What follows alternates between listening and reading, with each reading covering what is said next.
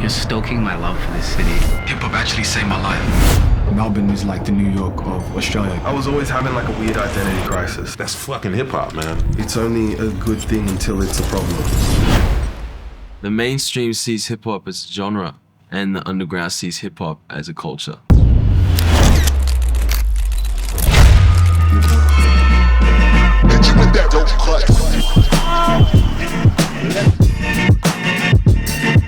I reckon Melbourne's lit. I love Melbourne. Big love to Melbourne.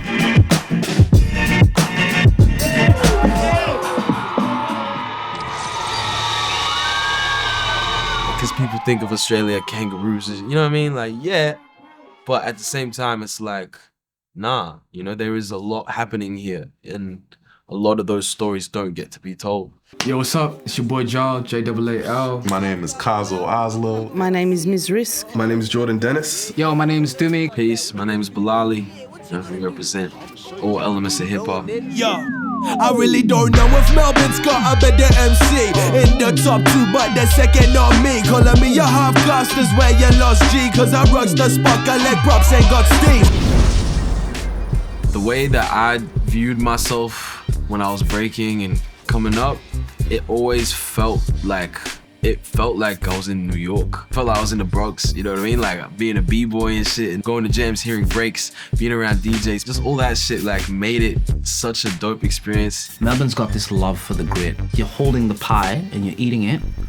In Sydney, you go and warm it up. In Melbourne, did you just drop it? Was it on the ground for 5 seconds? Just dust the sand off. That's all right. We like a little bit of grit. You have a lot of different people from a lot of different backgrounds and cultures embracing hip-hop, which I think is the sickest shit ever. It's a melting pot of amazing cultures, amazing creatives. It's almost like you can travel through Melbourne without having to physically leave to go to a country you want to visit in a way. Anything from any walk of life that is inspirational or has a vibe to it is a positive for hip-hop. Because hip-hop is built off of pulling from so many different places, you know what I mean? And just look at it from like a sonic level, like this record and this record, you bring them together. Back in the team bed with a B-stat, Mike Jackson, the 3 stacks in the E.S.E.S.E, Half-Caste, someone quick jab to the speed bag, we dead from a T-bag with your green net. These hacks wouldn't really want to meddle when the level of credible, but it's inevitable. I'ma put the pedal to the middle, man, I'm in a menace and a legend that'll settle to the put me on a pedal to the pinnacle. I think the thing that makes Melbourne really unique is not necessarily the culture specific to rap music. I think it's the culture specific to music overall.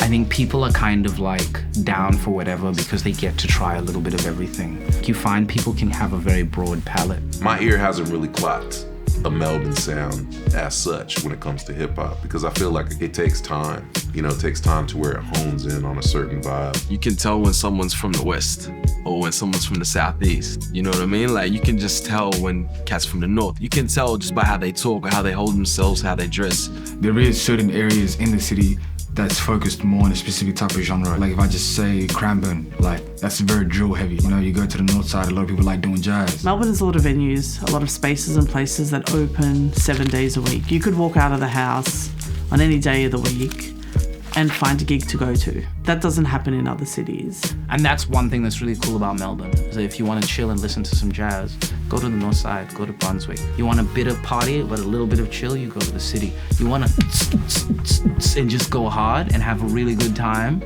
yeah, fuck it. Go to South Yarra, go to Chapel Street. Everything that you hear tonight is improvised. Everything that you hear tonight is made up on the spot. You have the misfortune of watching an experiment unfold before your eyes. You have the good fortune of possibly one day being able to say that you saw something happen that you hadn't really seen anywhere else. Kinda like the camera roll, the camera feed on Instagram when you tryna go and stolen shit. I've been up in this life so long, it was beautiful, I got my own scholarship. Yo, that's a scholarship, flipping all the negatives, turn them into positives. No pulling politics, kinda like the niggas that live up in the parliament. Except my pen only write how I wanna live, not how I ought to live. If we talk about how is hip-hop being brought to the people in Melbourne, it's a very live experience. Yeah, the rooms that I was in was a bit more live band, open mic, jam out, all improv vibes. I think for young MCs, young singers, whatever, just to have that experience of getting outside of your own head and dealing with things in real time and developing community is the illest. You'll definitely find band members if you want to start a band. You'll definitely find producers to make beats for you if you want to sing or rap. The amount of people that can help you with your creativity is limitless. We have so many dope, just like random underground spots. You just find these crevices of culture and just dope shit happening. You know, like I was at a breaking jam in first grade, and then I walked out of the jam, went down the street, and went and rocked the mic at a poetry open mic jam. Like the whole room was like 90% like African people. And it was crazy, you know, it's like, where do you see that? You come through and you're like, oh, that is hip hop. But it's not quite yet where it's like, that is hip hop and that is Melbourne hip hop. Dog, like I've been on my Zelda shit. I'm the missing link, you can call the boy Zelda shit. Yes, I'm slicing, dicing, conniving like I had these knives in my back from all you pussy niggas. You making figures. I ain't been doing that shit, I'm really thinking bigger. There was always a lot of people saying that, oh, you don't sound like you're from here, so you know it's whack that you put on an accent. I didn't really know what Aussie hip hop was or Australian hip hop was probably until I was in like year 9 or 10. And that felt like very much its own thing that didn't encompass somebody like me. That stuff like affected me for a long time. Money in it for longevity. Best to be a leader, y'all are mirrors of celebrities. Speak my shit, count my cents, and rattle that is in my head. Like every night I have to vent, and then use the feather pen.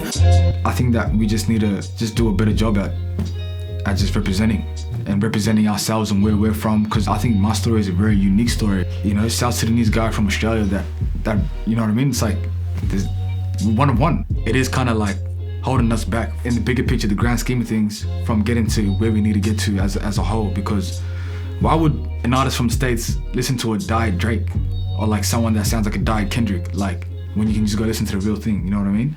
It just doesn't make sense. Everything that I'm doing I love, I ain't catching Z's, a nigga can never rest. Yeah, put that on my team, I put that all on my chest. Like Nasty Nas says, sleep is the cousin of death. Been putting in this thing, but hardly I rap my best.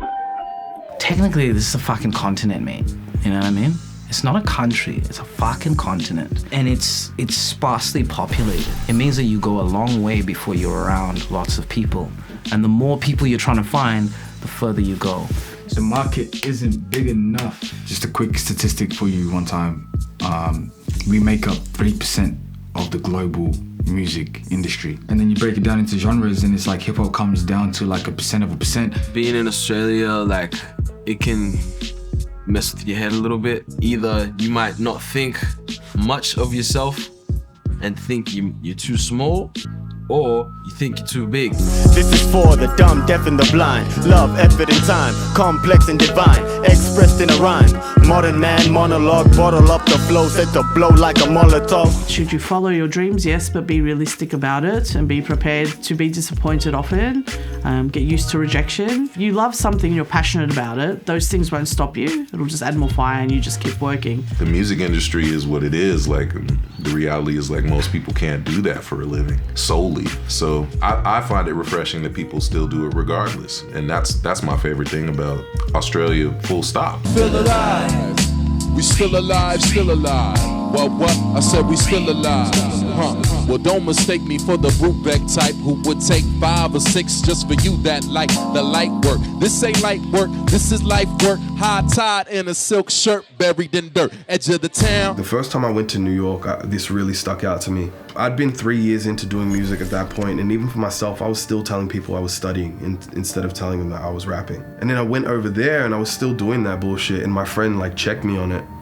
And he's like, bro, like you should be proud of what you're doing. When I went over there, I noticed that like it didn't matter if you were Joey Badass or you were like some homeless guy. They both kind of spoke on their shit with the same bravado. I learned later coming to Australia, maybe it's a very American thing. It's like, yo, I wear my whole CV on my wrist, and if you give me 5 minutes, I'll break it all down for you. Here's what I can do. Now what can you do for me? Kind of thing, you know what I'm saying? Culturally, that's just the way it is here. We're hardwired to bring each other down a notch when we feel like somebody is doing better than they should be. It's just kind of like upsetting because it's like, man, we could be moving as a cohort. We could be moving together. I just feel like there's not enough of that. I'm not saying there's none of it. People uplifting each other and people really like, you know, rooting for each other, even if it's at a distance. Yo, I checked out your song, that shit was fire.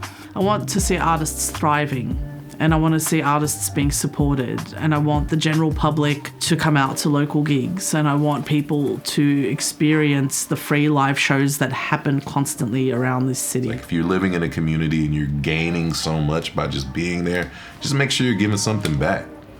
You know, at whatever level. It doesn't mean you need to be like the fucking savior or the star or whatever, but everybody has like a role to play in keeping a healthy, creative community. And from Miliano, what's going on? Who they rep this one? Family come, stepping with love, by the sunshine, says so. They're checking a bump for who's set to be, bringing new heat, Bilalli. Come with the fire higher, seeking up fire I am. Shining my brighter light, igniting the vibe of wire. Straight to the heart of the bed, it's studied and now we repping it together. It's been a bit of my brothers, you'll be blessed. The more musicians who do well in Australia are around for musicians who are just coming up, the more of that cycle you get, the more what is underground can be then refined to be good in the mainstream.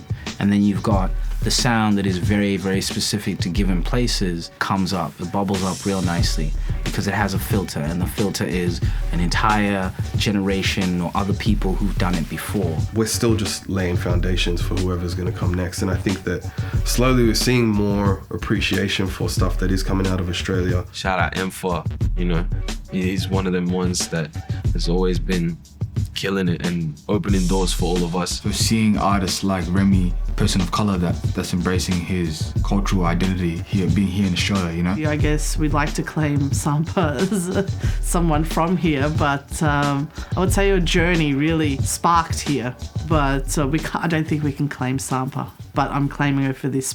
When you come out the stands, how you gonna live it when you come out the stands? I think people experience hip-hop in Melbourne as their own now. Like I think for a long time it felt like something that was over there, but like now it's something that like really exists here. Like I just recently got to see 1200 Techniques open up for a Black Star. And Infa Jones, the MC, like took some time to say, hey man, like I remember when they wouldn't play us on the radio. And now hip hop is coming to us, one of the most legendary groups in hip hop's legacy. They're coming to us.